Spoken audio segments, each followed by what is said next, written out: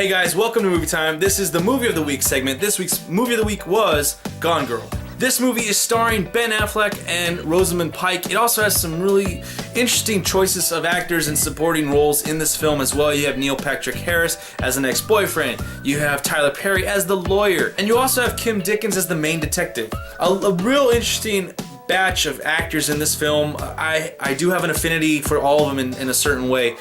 And I enjoyed what they were able to do when they came together in this film when they had scenes together. Oh, one actor I can't forget, Carrie Coon. Ben Affleck in the film, his twin sister. As I was saying, there's some good chemistry between these characters in this film. None better than Carrie Coon and Ben Affleck, I thought. I think that they matched well and they did well together as a twin, as a pair, brother-sister combo, twin combo. I thought they did really well.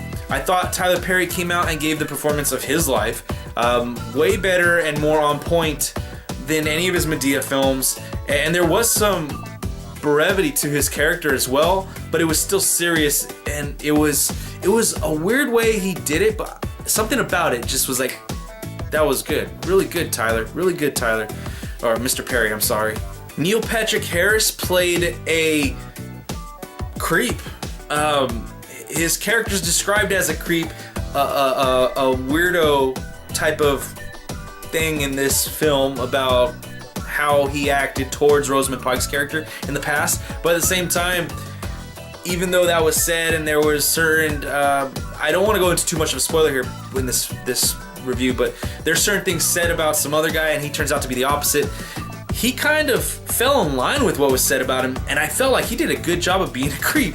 I was like, man, Neil Patrick Harris is a believable creep. He did a good job, believable creep. They also show his tuchus for all you ladies out there. But the two best performances in this film, Ben Affleck, Rosamund Pike, they did amazing jobs. Ben Affleck was able to portray this character of who has two distinct sides to him of how he deals with people, and the only person to really see his true nature is his twin sister. And he does this just great job of bringing this character to life, that you feel like you were in his position. You believe that you can relate with him, where he was at in his marriage, where he was at with his wife, with where they are at love, and he did a great job. Rosamund Pike did an amazing job. She blew the roof off. She really came off as some psychopath. I was gonna go crazy there with words and whatnot, but let's just stick with psychopath. She was a psychopath. She did a great job. David Fincher directed this film, and I gotta say, he definitely had sort of an Aaron Sorkin feel with the dialogue. It was some of the dialogue parts where it was Ben Affleck and Rosamund Pike. I felt that they were very fast-paced. They were really fast-paced, and I almost thought that took away from a little bit of it.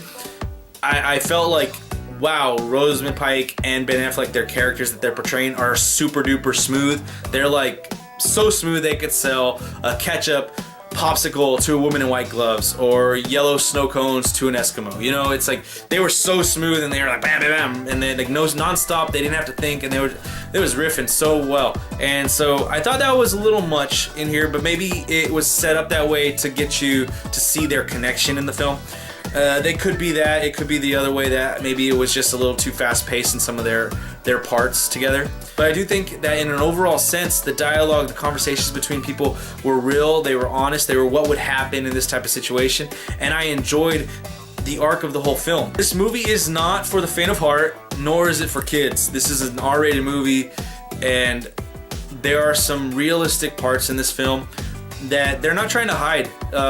Parts that have to do with sex, parts that have to do with death, parts that have to do with how people look at other people when these type of situations go on.